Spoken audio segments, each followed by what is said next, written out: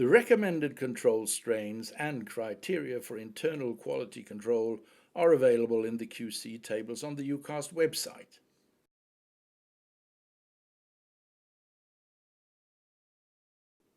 Control strains can be purchased from culture collections or commercial sources and should be stored by a method that minimizes the risk of mutations, for example at -70 centigrades on beads in glycerol broth. Store at least 2 vials of each control strain, 1 for in-use and at least 1 for archiving.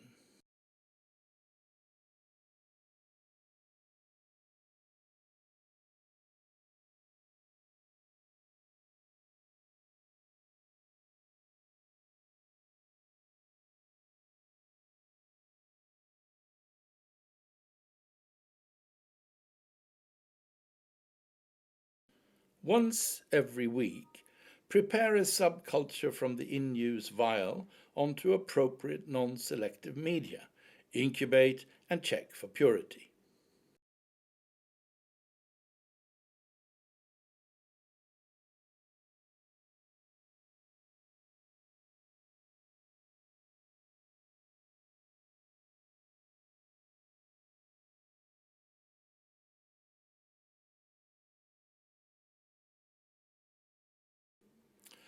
When subculturing from the purity plate, pick several colonies to avoid selecting a mutant and streak to obtain isolated colonies.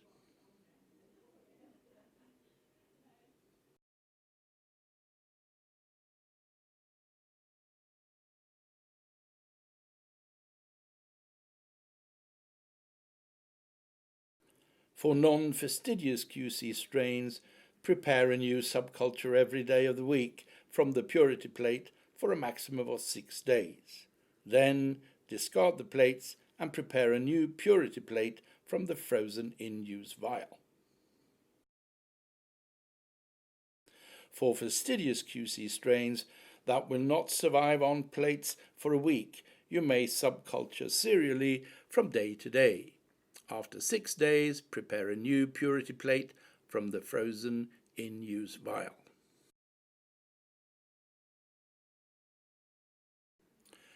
Routine quality control strains are used to monitor the performance of the disc diffusion test. Test antimicrobial agents which are part of routine panels.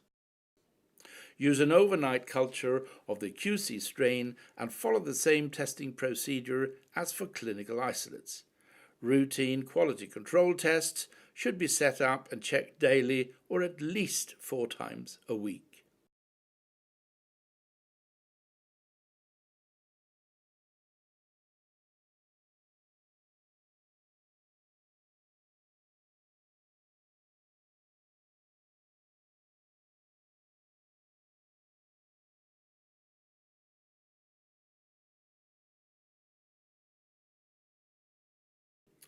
Control tests should be read and evaluated before reporting susceptibility test results for clinical isolates.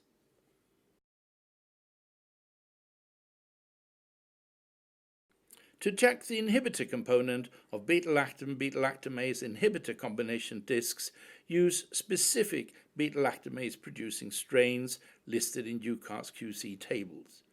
This should be part of the routine quality control. The active component is checked with a susceptible QC strain. Extended quality control is complementary to routine quality control. Resistant QC strains are used to confirm that the method will detect specific resistance mechanisms, such as ESBL, MRSA, and VRE.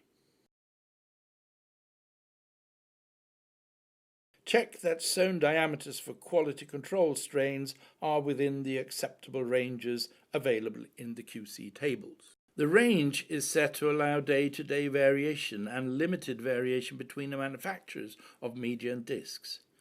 Individual zone diameters should be randomly distributed within the range, and mean values of repeat testing should be close to the target value. Each day that tests are set up, examine the results of the last 20 consecutive quality control tests. Examine the results for trends and zones falling consistently above or below the target. Analyzing QC results over time will often pick up trends before the controls go out of range. If two non-consecutive tests are out of range on the same side of the target, susceptibility test results for clinical isolates may still be reported, but investigation is required. If two consecutive tests are out of range, or if multiple discs are out of range on one day, investigate before reporting susceptibility test results for clinical isolates. The tests may have to be repeated. Errors in disc diffusion may be related to discs, media, test conditions, or QC strains. A common source of error is the antimicrobial disc. Make sure that correct agent and disc potency is used and that discs have not expired. Incorrect storage and handling of discs can cause loss of potency. If a problem is detected, use a new cartridge or an alternative lot of discs. Another potential source of error is the media used. The pH of the media and the content of cations and thymidine may affect zone sizes. Use an alternative lot of media or media from another manufacturer. For in-house preparation of media, make sure to follow the manufacturer's instructions. Too thin, too thick, or uneven agar depth may cause erroneous zone diameters. Both for in-house prepared and commercial plates, measure the agar depth to make sure that it is 4 ± 0.5 millimeters. For in-house prepared plates, adjust the volume if the agar depth is within the acceptable range but repeatedly above or below 4 millimeters. Excess humidity in agar plates may cause fuzzy zone edges, resulting in zone diameters below the QC range.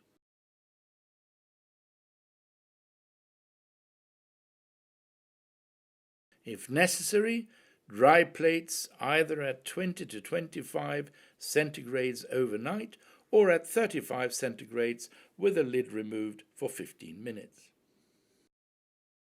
Problems can also be related to test conditions, such as inoculation, incubation time, and atmosphere and reading of zones.